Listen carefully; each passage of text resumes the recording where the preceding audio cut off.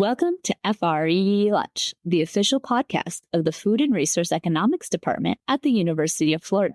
I'm Elena Poulin, the Marketing and Communications Specialist for the department. And I'm Caleb Stair, Assistant Instructional Professor of Food and Resource Economics and the Coordinator for Undergraduate Research in the department, meaning I get to interact regularly with the members of our FRE community and see all the cool and interesting topics being explored. That's why we made this podcast, to showcase the many ways students and faculty are using economic research to understand and address the complex issues facing agricultural and natural resource industry.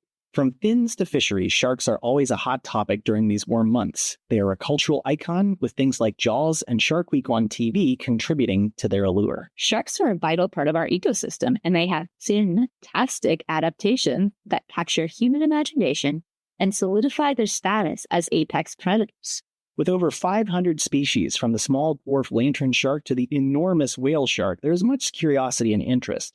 And as you navigate the waters of shark facts, myths, and conservation efforts this July, it would be hard to miss the topic of finning. Today's bite of information will cover this pressing issue and the latest U.S. laws surrounding it.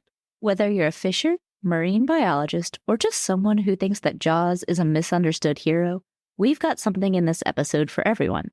So, what exactly is finning, you ask?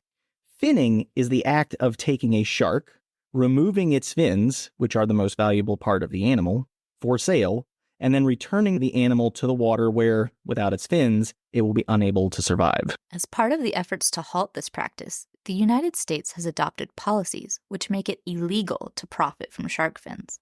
This means that when a shark is harvested in the United States, you can only sell the meat from the body. It's required to dispose of the fins completely. To explore how a policy like this could generate change and some other potential strategies for impacting the demand for sustainable harvesting, we are joined now by Dr. Andrew Ropicki, an assistant professor in FRE specializing in marine resource economics with both an extension and research appointment. He's also the Florida Sea Grant Marine Economics Specialist. Andrew, thanks for chatting with us. Thank you for having me. So can you explain your research focus, what methodology you use, and how did you come to specialize in fisheries management or marine economics? So my research focus, as you mentioned, is marine resources. So I spend a lot of time working with fishers and aquaculture, the industries in Florida and the U.S. Also do some stuff with, marine-based tourism and marine-based industry, but mostly fisheries and aquaculture. Do you do a lot of recreational fishing yourself?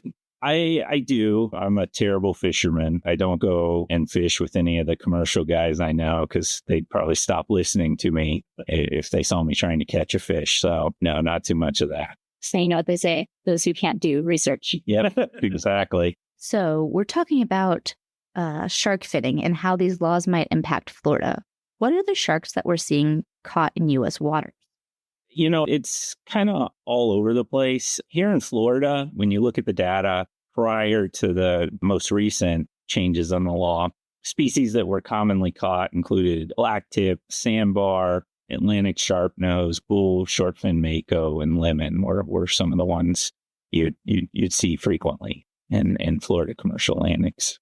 And so what exactly is the practice of shark finning, and why is that something that fishers might be doing? So shark finning is a practice of fishing and catching a shark, bringing it aboard, and then cutting off and keeping the fins while releasing the shark back into the water. And, whether you release it alive or dead, it's going to end up dead because without the fins, they're unable to swim effectively. They can basically end up suffocating by not moving through the water, or they'll die of blood loss or predation by other species. The incentive to do this is it's an economic.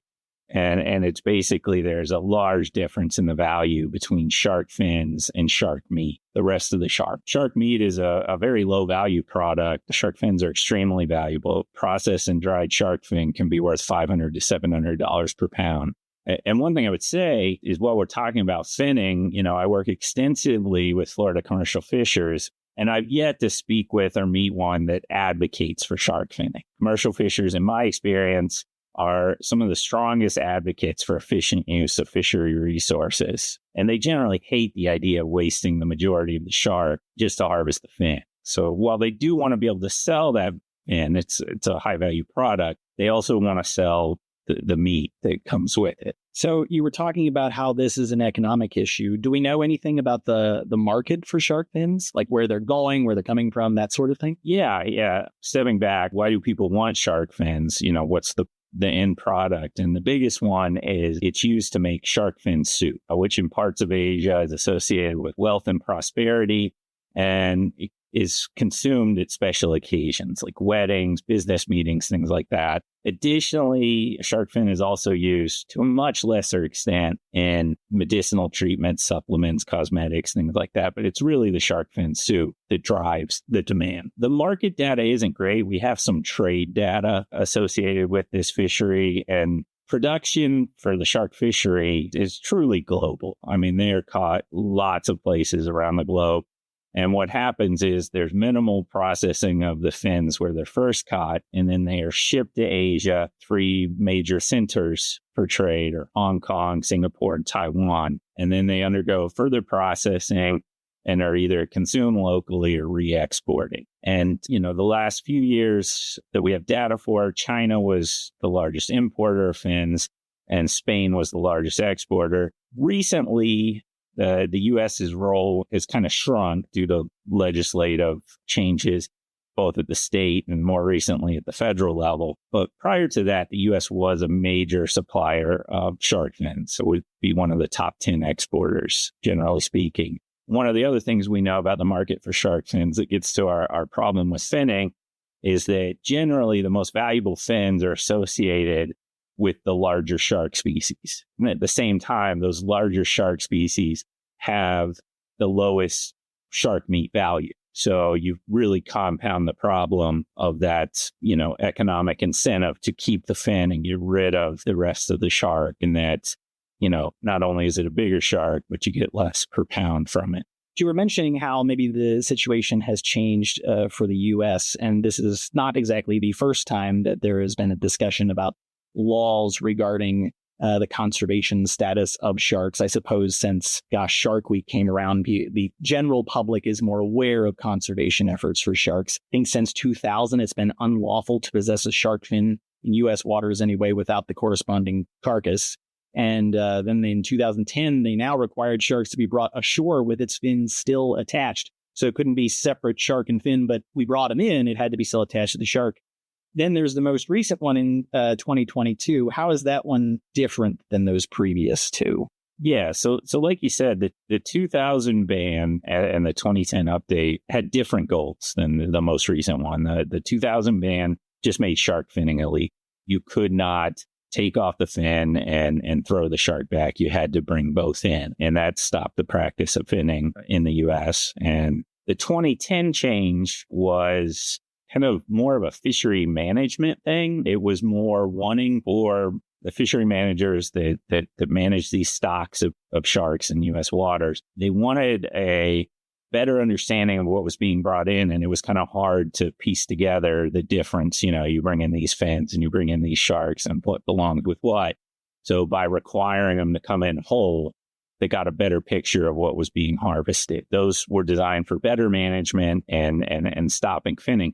The 2022 ban isn't a finning ban. It is a fin ban. It makes it illegal to buy or sell shark fins in the U.S. As we said previously, U.S. fishers, commercial fishers, could bring a shark in intact, separate the fin, and then sell the fin and the meat through different marketing channels. And now the rule says you can still catch sharks, but you have to dispose of the fin. You cannot sell it. And the goal, stopping the sale of fins from U.S. fishermen, was important in this legislation, but it was also to stop the trade coming through the United States. That was part of the idea. It would have impacts on demand for shark fin soup here in the U.S., but really it was to send, a strong signal and not have transshipment of shark fins where they're caught somewhere else and they come into a U.S. port briefly before moving on to another place. The idea was to kind of just really take the U.S. out of the shark fin trade.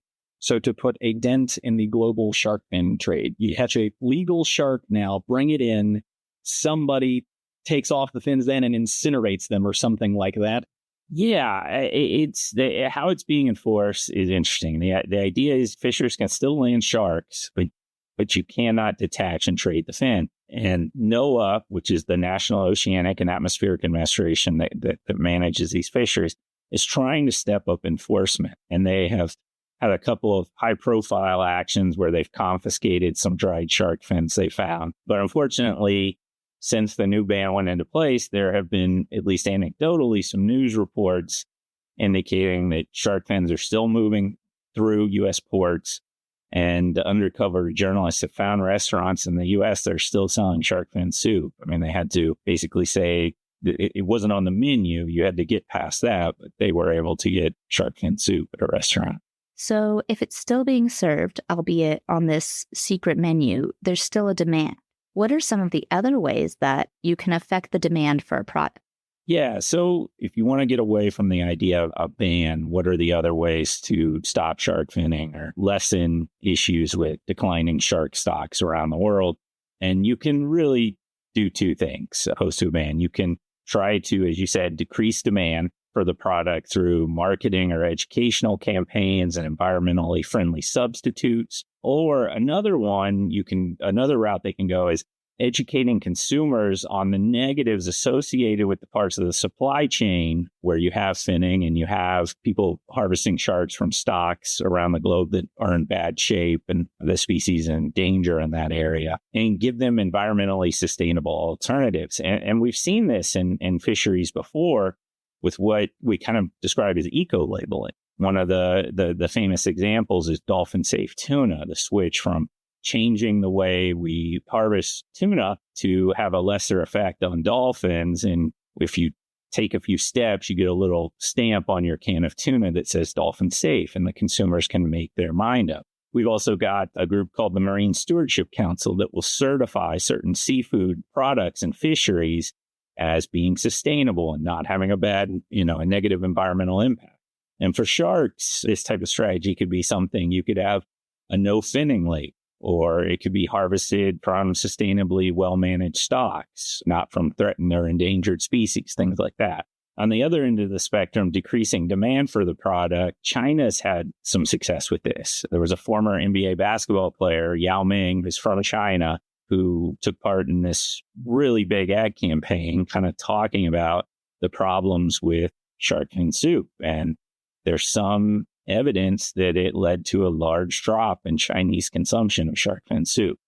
And so you mentioned here in the United States, we have some of the most effectively managed fisheries. Has there seemed to have been any impact on those fisheries from this ban so far? Here in Florida, it's still kind of early. I work a lot with Florida fishermen, so I'll talk about my experience with them. I can tell you it has led to a decrease in shark fishing. And it's negatively impacted those fishers who actively target sharks because they're losing a lot of revenue on each shark they catch when they can't sell the fin. Myself and some others in our department did some research for the Florida Fish and Wildlife Conservation Commission, where we estimated, this was prior to the federal ban, Florida was considering its own fin ban. And they wanted to know what the impacts would be on commercial fishing. And we did some estimates. And, it's a small fishery. We estimated it'd be about 17 jobs lost and 1.6 million a year in industry output. Recently, we have used a National Oceanic and Atmospheric Administration economic model that kind of goes through the entire seafood supply chain. Those numbers I just gave were just for commercial harvesters, for the fishers. But this model goes commercial harvesters, the people they sell to, the processors, the dealers, the wholesale distributors, on to retail. And when we ran it through that kind of general model, we got numbers as it's about 30 jobs lost and about 3.3 million in industry output across all the different seafood sectors. So it's, not one of our bigger fisheries here in Florida, but that's a substantial impact. So we are starting to see some impacts. Well, so broadly speaking, is there anything you want the public to be more aware of? I think this is an example of the importance of considering economics in the management of natural resources. The goals of the U.S. fin ban, as laid out by its proponents, are admirable: to decrease shark finning and protect shark stocks. Proponents of the ban argue that removing the U.S. from the global shark fin trade sends a strong signal to the rest of the world and increases awareness of global issues with shark stocks and shark finning. They believe this will lead to other countries working to stop finning and protect shark stocks. And that is a possible outcome of the U.S. shark fin ban. However, the ban also has the potential to change economic incentives for non-U.S. fishers and might not lead to the hoped-for outcomes when viewed from a global perspective. This might seem counterintuitive. How could a shark fin ban not decrease shark finning and negatively impact some shark stocks? As we've discussed, U.S. shark stocks are well managed and shark populations in U.S. waters are generally healthy. And U.S. fishers were already prohibited from finning sharks in U.S. waters prior to the fin ban. Also, the U.S. has historically served as a net supplier to the global shark fin trade, meaning U.S. fishers harvested more fins than U.S. citizens consumed. The U.S. fin ban could lead to an imbalance in the global shark fin trade, where supply decreases more than demand, which could lead to higher prices for fins and potentially increased harvests in other parts of the world where fisheries management is less effective and shark populations are not healthy, and countries where finning is either not illegal or finning bans are not effectively enforced. Essentially, the U.S. fin ban could remove sustainably sourced U.S. fins from the global marketplace only to have them replaced with unsustainably sourced fins from other countries. As we have previously discussed, other options include educational campaigns and labeling programs, which could potentially be more effective at decreasing finning and protecting shark stocks while allowing U.S. fishermen to be more profitable by supplying sustainably harvested fins to the global market. Well, that's probably a good justification for why places like FRE should exist, to make everybody a little bit more aware of the economic aspects of a lot of these issues. Absolutely. And well, thank you so much for joining us today, Dr. Ropicki, and providing these insights. We really look forward to having you back here soon. Thank you. If you've made it this far, you've finished the entire episode, and we thank you for that. Tune in next time for more food for thought. Thanks again for joining us on this episode of FRE Lunch. We hope you'll come back again for seconds.